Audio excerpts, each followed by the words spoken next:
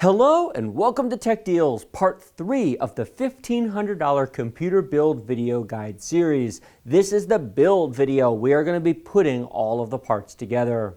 Now, if you have not previously seen parts 1 or part 2, those will be linked in the video description below. In fact, the full playlist of videos will be down there. Part 1 is the parts overview, and part 2 is the why vlog, the in-depth, deep dive look at why I chose all these parts, alternative choices, the pros and cons to various parts. That's what part 2 is. It's a long video.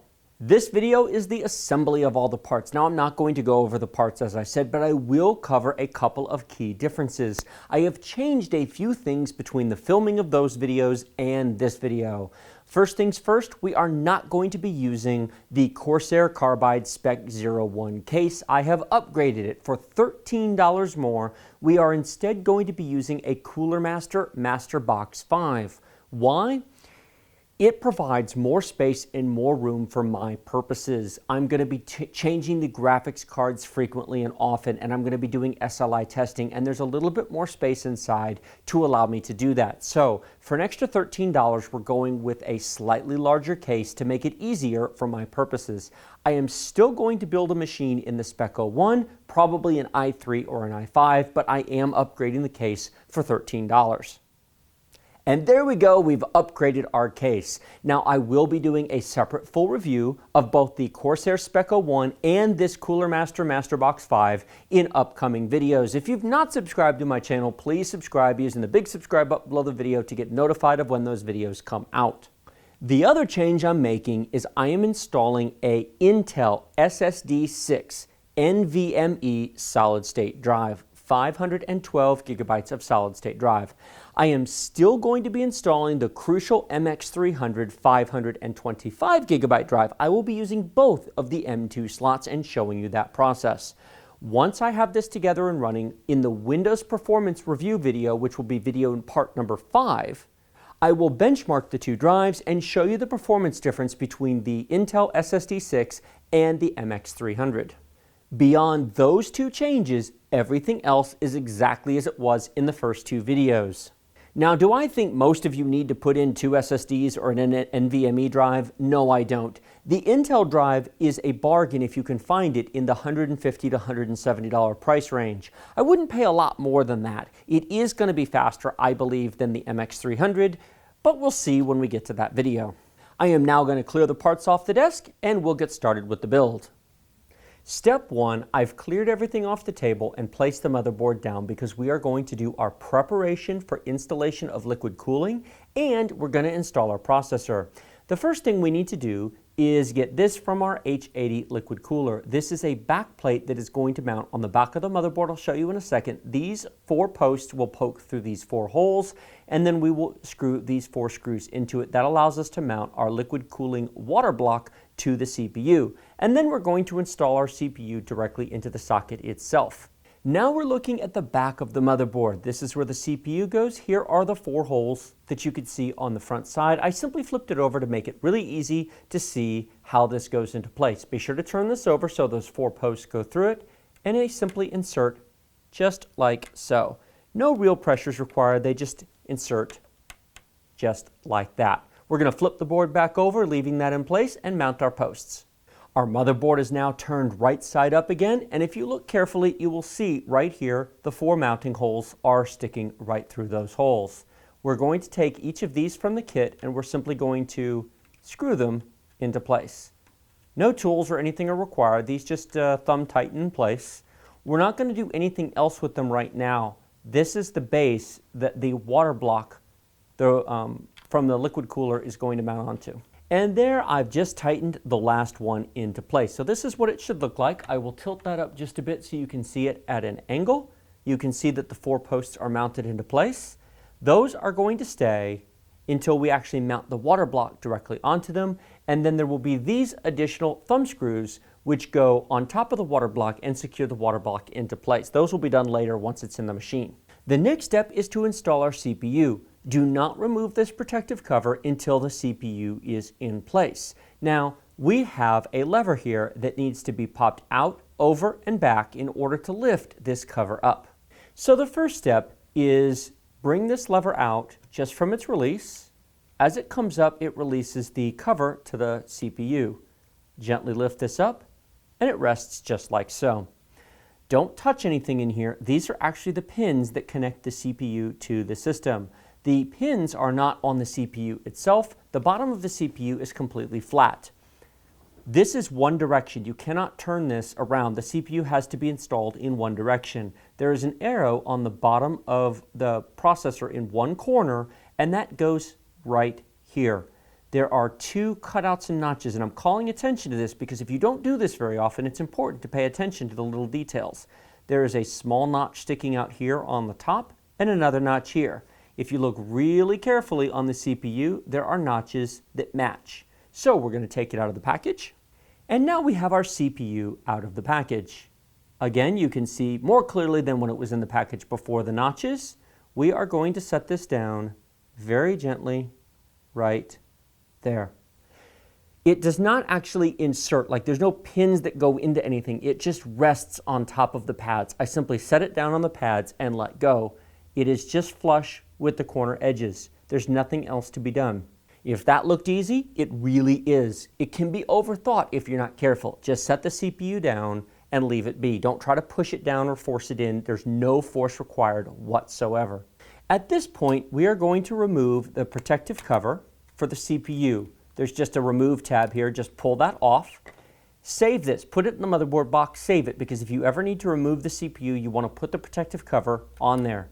Now we simply lower this back down. There are two notches right here which actually go under this post. That's what provides the downward force that holds the CPU in place.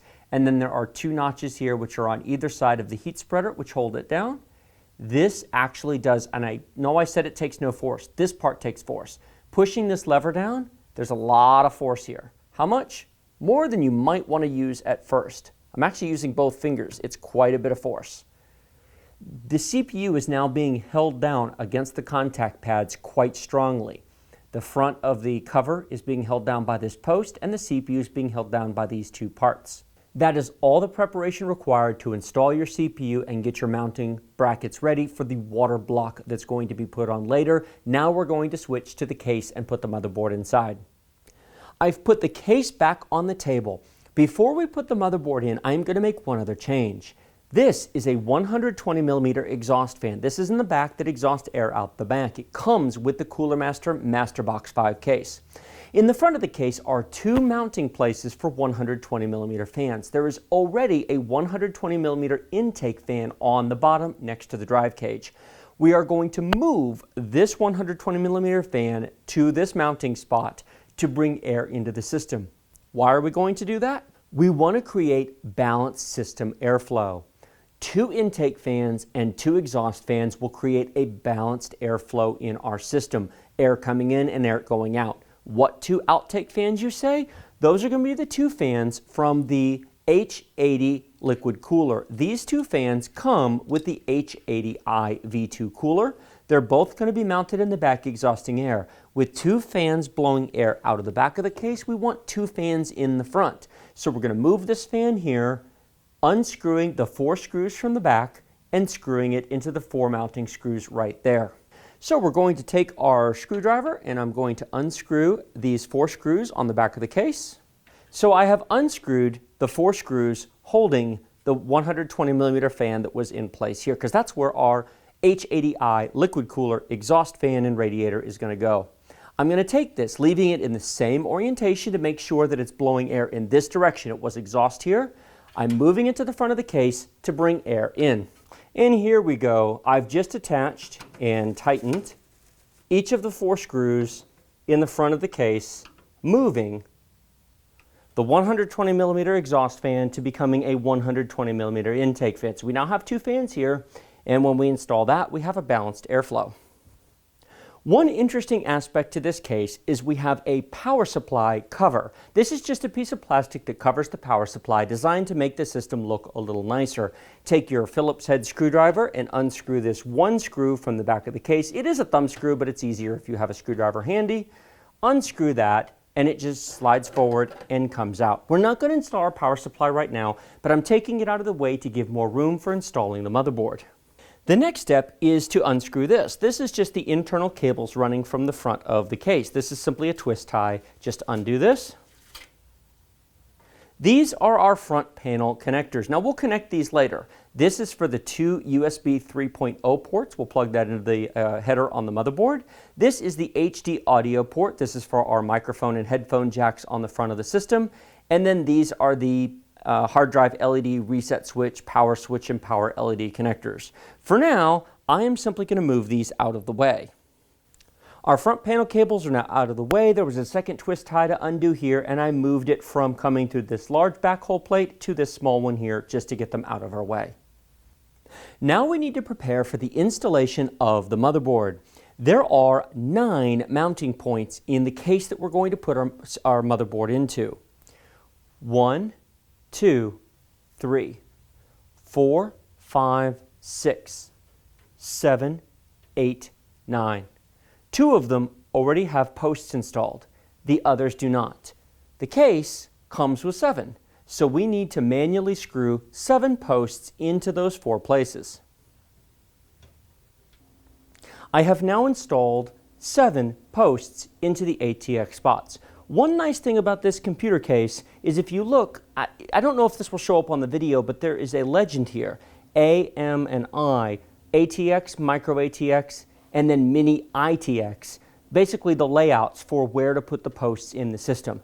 I will say that 2 of these posts were very difficult to install. Yes, I did check for cross-threading of screws. I did end up using a pair of pliers to make sure that they were all the way down. Finger tightening was very difficult. So 5 of them went in really easily. 2 required pliers. Make sure they're screwed all the way down or your motherboard will not lay flat in the system.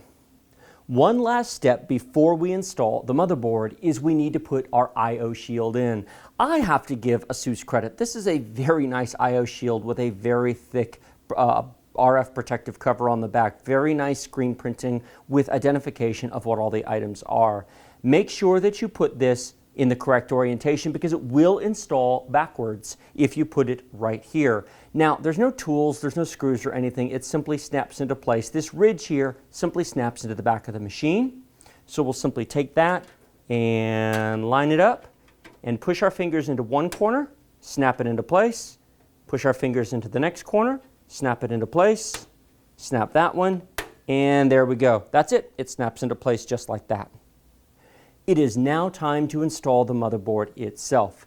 Take the motherboard, place it over where it's going to go. Take a look at the 9 screw holes. That is where we're going to screw the motherboard into place. The I/O panel has to be inserted into the holes. So as you come down, you're going to have to tilt and then push the jacks, especially the Wi-Fi adapter and the DVI port, out through the holes and then lay the motherboard down in the case. And there is our motherboard in the case. Now it is not screwed in yet and it is sitting slightly off-centered from the screw holes, and the reason is because the I/O shield is pushing it out a bit. What you need to do is select your first screw, and this is where a magnetic screwdriver comes in really handy because we won't drop our screws into the case. You are going to have to apply side pressure to the board, pushing against the I/O shield to line the screws up. I recommend picking the center screw first, holding the motherboard against the side of the case, screw the first screw in place, and now it's not going to move. At this point, we are going to screw our additional 8 screws in. I recommend that you don't fully tighten each one until you have all 8 screws in place. All right, we've got all of our screws in place. I have double checked each one of them to make sure they're all down. So we have 1, 2, 3, 4, 5, 6, 7, 8, 9. And I've double checked all 9 screws. Our motherboard's now not going anywhere. The next step is going to be to install our 2 M.2 solid state drives. Why? They're easy and accessible. We have one M2 slot here and one M2 slot here. Once we have RAM and cables and power supplies, it's going to be harder to get to them, so we're doing this in the easiest order possible. First things first, we have to make note of where we can install each drive. This is different between different motherboards, but on this particular ASUS motherboard, you cannot install a serial ATA drive in the top slot. You can only install it in the bottom slot. So our Intel i7-7700k NVMe is going up here in slot 1, and then our MX300 is going in slot 2. First things first is to install our standoff posts. You do need to install these. They do come with each motherboard. There are 3 holes. The M2 SSDs are in 2280, which basically means the drives are 80 millimeters long. And so there's one in place, and then we will screw the other one into place. Our 2 standoff posts are now installed, and the screws that will go into those posts were also provided with the motherboard. I'm going to take our Intel 600p NVMe solid-state drive. Here it is out of the package. There is a notch in the connector which lines up with a notch on the board, so it can only be installed in one direction. This does go in, unlike system RAM, at a slight angle. It does not require a lot of force. It just gently slides into place. And yes, it is sticking up at an angle, but finger pressure pushes it down. So it pops up a bit, you push it down, and then we screw it into place. There is a ridge on the standoff post where the semicircle cutoff of the drive sticks out. Taking my smaller magnetic screwdriver, because these are very small screws, I use one finger to hold the solid-state drive down while I install the screw with the screwdriver. And that's it. Easiest solid-state drive installation ever. There's nothing else to do. It's ready to use. Here we have the crucial MX300 525 gigabyte solid-state drive. One thing you will notice about this is that there are 2 notches on the drive. The other one only had 1. That is because this is a serial ATA drive, and so it's notched differently. That's okay. It will install into our bottom M2 slot, just like so. Just like the top one, it sits up at about a 15-degree angle or so. Finger pressure will push it down just like that. Taking our screw and screwdriver, we will hold this down with one finger and insert the screw, screwing it into place. Again, easiest solid-state drive installation ever. I really like M2 slots. This could not be simpler for the installation of drives. The next thing we're going to install is our Corsair Vengeance LPX DDR4 3200 MHz RAM. This is 2 sticks of RAM. We will be installing it into alternate slots for dual channel mode, leaving us with room to upgrade in the future. Before you install the main system RAM, make sure that you move these tabs out, because this is actually what's going to hold the RAM into place. When we install the RAM, these will click into place automatically. This particular motherboard does not have push tabs on the bottom, so we'll insert the bottom slightly before we insert the top and click it into place. When you take your DDR4 system RAM, take a look at where the notch is. It is not in the center. Make a note of the notch on your motherboard and make sure that you have it lined up. Insert the memory vertically, straight down, using the guides on either end to help, and then push to lock into place. We take our second DDR4 memory stick, we line it up with the notches, we push down on either end using our fingers, and click, just like that. Our main system RAM is installed. One question that many people may have is, does it matter which 2 slots that you install it into? Yes, it does. Reading the ASUS manual, they recommend that if you're installing 2 memory modules, install them into the 2 that I used. Those are labeled as A2 and B2. The other slots are labeled as A1 and B1. Now, if you're installing all 4, use all 4, but if you're only installing 2, install it in the 2 closest to the 24-pin connector, not the CPU. The next thing to install is our 850-watt EVGA Supernova B2 power supply. This is a semi-modular power supply. We need very few of these connectors. In fact, the non-modular connectors are almost everything that we need. The only other thing that we need is a single serial ATA cable to provide us with power for our hard drive, because our solid-state drives are right on the motherboard. The power supply mounts in the bottom of the case. The fan is down. It will bring air in from underneath the case through this filter, cooling the power supply and exhausting it out the back. It is completely separate from the airflow system of your entire power supply. Installing it is as simple as laying it in place and sliding it back. There are 4 case screws to screw this into place and secure it. Putting those on our screwdriver, we will just screw it into the back of the case now.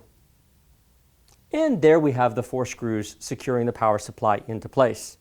With our power supply successfully installed, the only other cable we need to connect is our serial ATA power cable. There are 3 connectors on the end of this, and then this connector plugs into the back of the power supply into one of the connectors labeled serial ATA. With that successfully plugged in, we'll just set that aside and use that when we put the hard drive in. Speaking of our hard drive, let's go ahead and install that now. First things first, take our top toolless drive cage. You can use the bottom one if you want. The nice thing about this is there are pegs in here. All we have to do is take our 2 terabyte Seagate desktop hard drive, or Western Digital or Toshiba, whichever one you prefer.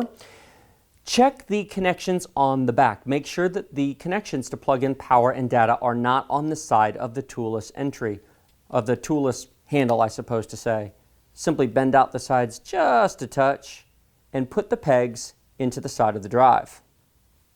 Now we have our drive mounted in the toolless drive tray with each of the pins holding into each of the sides. We then simply take the drive and insert it just like so. Make sure to lift this up and lock it into place. Easy as that. The next thing is to connect our serial ATA cable from the serial ATA port, and we'll run it through here. We can't connect it to the hard drive. We'll flip the case over in a second. I do wish to make a point. On this particular motherboard and on most Z270 boards, if you install 1 or 2 M.2 solid-state drives, you will lose access to some of your ports. On this particular motherboard in this configuration, ports 1, 5, and 6 are gone. They are shared with the M.2 slots. So I actually only have port 2, port 3, and port 4 available. I am going to connect 2 serial ATA cables. I'm only having 1 hard drive. Why? I'm going to run the second one behind there and leave it there. In the future, if I decide to add a second hard drive, then I don't have to worry about running another cable. It's there waiting for me. And since I don't have access to some of my ports, I'm going to connect this using port 3, and I'm going to connect it using port 4 right in the center because I know those 2 are working. Port 2 is still available, but I'm using port 3 and port 4, and these cables I will run underneath here and connect to the drive when we flip the machine over. While we're discussing cable management, let's talk about our front panel cables. Now you could certainly take these cables and just plug them into the motherboard, but look at all this open space. They're going to get in the way of your video card and just airflow in general. The USB, for example, this is the USB 3 front panel header. Now this particular motherboard has a USB 3.1 front panel header right here, so I can't use that. Instead, I'm going to use the 3.0 front panel header down on the bottom of the motherboard. Now I could certainly take this and install it, but look at the cable, that's a mess. Instead, I'm going to run the cable behind the motherboard tray, down the bottom, up and around, so it doesn't get in the way. So what I'll do, putting it around here, is we're just going to insert it underneath the tray, and I'm going to slide it down. When we flip it over, I'm going to run it through the bottom. I can't quite get to it at the moment, but when we flip the case over, we'll do that. This next cable is the same thing. This is the HD audio cable. Where does this go? This port right here on the motherboard. Again, that would just go across. That's ugly. We are going to put that underneath the tray, and we will run that down and around at the bottom to get it out of our way. We're going to have a very clean looking machine. This here, same thing. These right here are the pins that the front panel HD, the hard drive LED light, the reset switch and power switch will plug into. We will put those through here and run them through the bottom. We're going to make ourselves a nice clean cable management system. We are now looking at the back of the computer case. I have simply removed the side of the computer case, and you can see we have great access to everything back here. I want to call attention to the back of the motherboard. This is the water cooling mount for the water block that's going to go on our CPU. If in the future you ever change it or you want to add it, a nice feature of a case such as this is a large cutout enabling you to have access to that in the future without having to remove the motherboard. First things first, let's connect data and power to the 2 terabyte hard drive. We have our serial ATA power cable here. We're going to connect that to our hard drive just like so. You will notice that we have a lot of excess cable. This cable can be, for the time being, tucked into the empty drive bay directly below the hard drive. You can now see I have the cables tucked into that drive bay. It's empty. In the future, should we put a hard drive, we'll have to put a little bit more effort into cable management, but for now, it just sits down there just fine. Now we need our data cable. Well, we have two data cables. I've run two for simplicity. I'm going to take the first one, and I'm going to plug it into the hard drive itself. It clicks into place with a locking mechanism, and I'm going to take the excess cable, and again, I'm going to run it into the bottom drive bay. The second cable, I'm going to do the same thing. I'm simply going to fold it over, and I'm going to simply stick it down into the drive bay out of the way. The benefit to doing so now is it will be very easy to add a second hard drive in the future without worrying about any cables that are needed. That brings us to our front panel cables. These are the cables I pushed through the other side before we turned it over. Now we're going to run them along the back of our computer case and down through this hole right here so they can be attached to the bottom of the motherboard. Now while I will insert the cables through this big open space, rather than let the cables just flop around back here, there are zip tie locations all across the back of this plate. These zip ties actually come with the case. Now they're not very large, they're not very big, but they'll do the job. So I'm going to take these cables and just putting them together, I'm going to run this through and I'm going to zip tie this around to hold it in place. Now these are single-use zip ties, so if you ever want to move them or change them, you just have to cut the zip tie loose. And I will use my handy clippers here to cut that. And now that's not going anywhere and it looks much, much nicer. The next step in cable management is going to be our 24-pin ATX cable connector and our 8-pin CPU power connector. Now these are going to two different places, so I'm going to run them differently. Let's start with our 8-pin CPU power connector. I am actually going to run it along this board. I do not want it to touch the motherboard. It runs the risk of getting hot if it touches the motherboard. So we're not going to leave it loose back here. Instead, I'm actually going to run it under the front panel cables, just like so, and I'm going to tie it off using this tie-off to hold it away from the motherboard. I now have the 8-pin CPU cable tied off here to keep it off of the motherboard.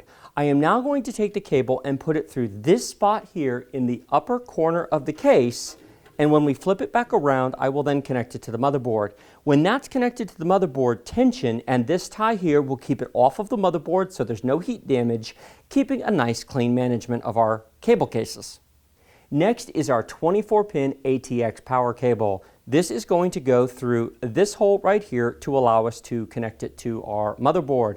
However, I want to zip tie it. Now I'm going to be using a larger zip tie. This comes from my zip tie kit purchased for less than $10. Again, link in the description below. I am going to zip tie it through this hole right here.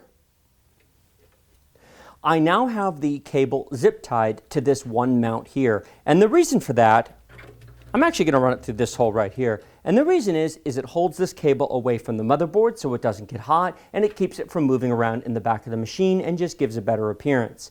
I'm not tying it off in two places because once it actually gets plugged into the board, it's going to stay in place and be just fine.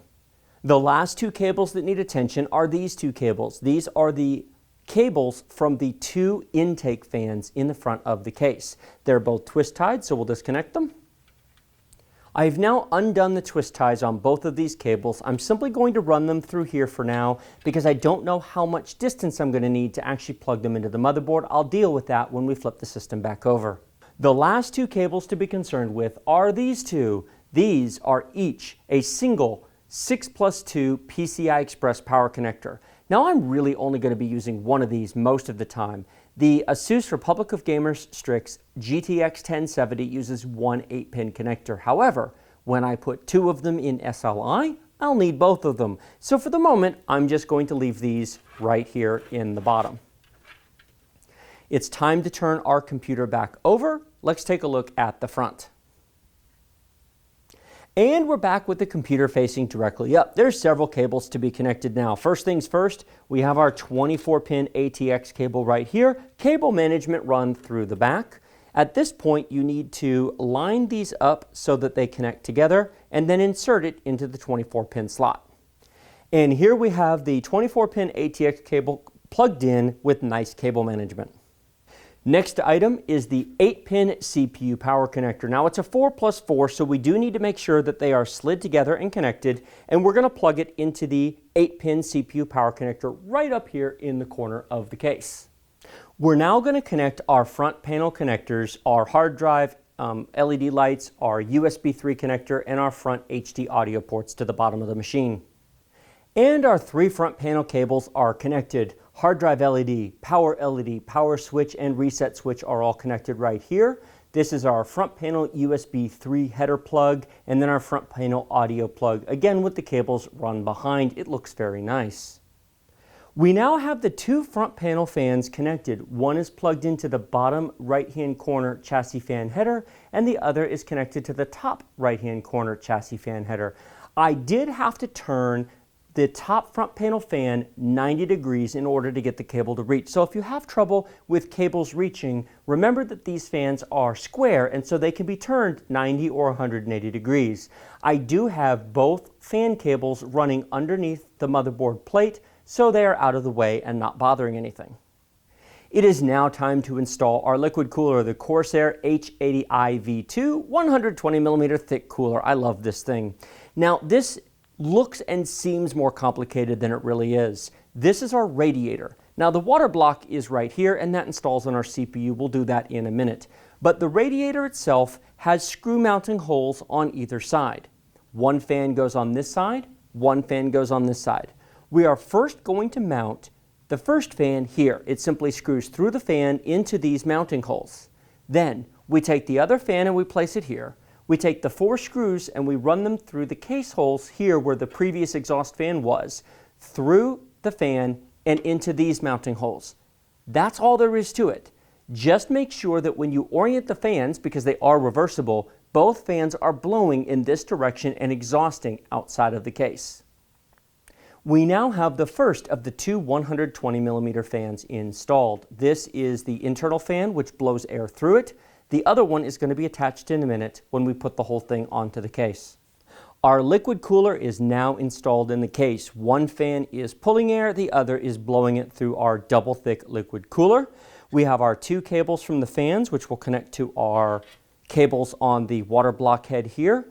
I am now going to install the actual water block on the CPU. The short version is there are 4 holes, 1 on each corner, and then the 4 posts we previously put on. All that really entails in installing this is simply lining it up, putting it straight through those holes, and then taking these thumb screws and screwing them onto the post, screwing the water block down.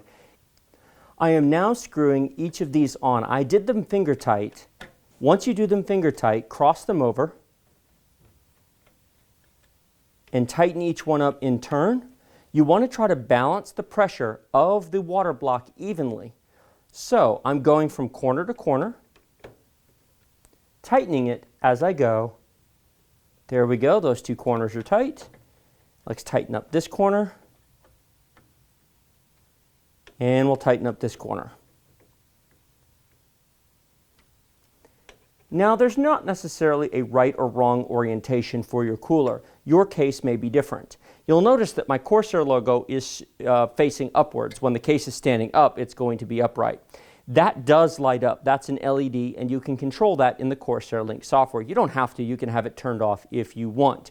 You'll notice that I've got my radiator hose cables up and out of the way. Look at all this room that I've left for 2 graphics cards. The next item to take care of are to connect the 2 fans, the push and the pull fan, to this cable coming off the water block that allows the Corsair Link software to control it.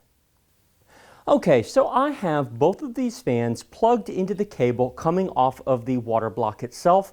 I have tied them up and zip tied them on the top of the case to keep them out of the way. The fan header is actually plugged into the CPU fan connector, which you probably can't see very well, but it's on the top of the motherboard next to the RAM slots. And I have that cable tied to the fan cables from these 2 fans, so it's not anywhere near the motherboard. We have a very nice clean look.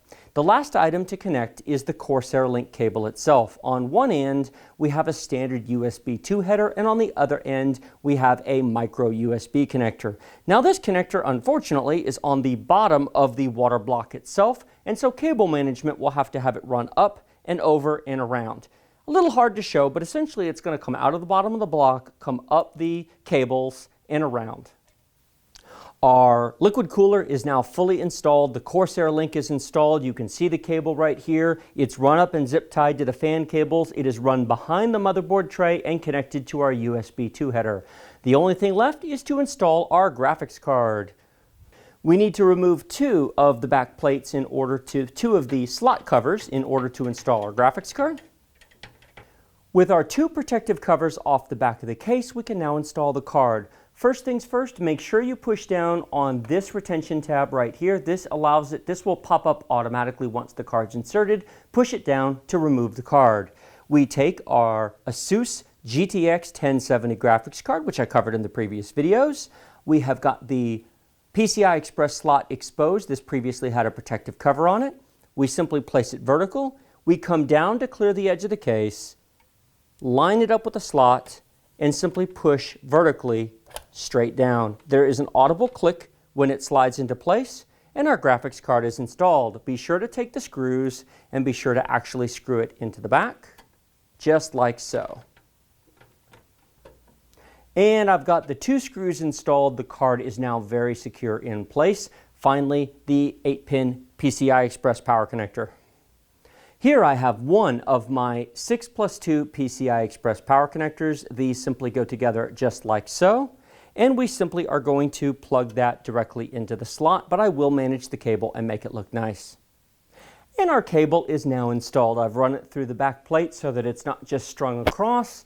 If we want to add a second card here, we would simply repeat the process with the other connector and simply bring it up through here and connect it. Our build is now complete. The only thing remaining is to put the cover back on and then install Windows 10 and then start doing our game performance videos.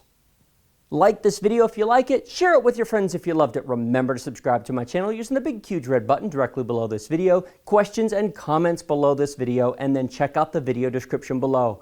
Links to Amazon and Newegg for all the parts that you've seen in this video. Links to my individual video reviews of each of these items, the power supply, the case, the graphics card, the motherboard, the liquid cooler are all covered in separate videos. Check those out in the video description below. If you found this video helpful and useful in any way, the video description is where you should be going because those links would be very helpful if you use them. Thank you very much for watching my video. I will see you in part 4, Windows First Boot and Setup.